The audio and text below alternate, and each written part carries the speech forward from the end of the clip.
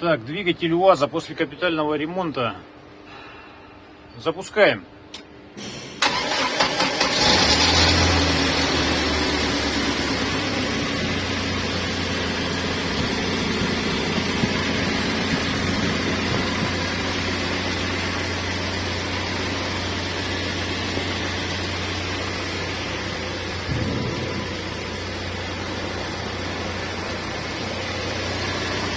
Идеально работает.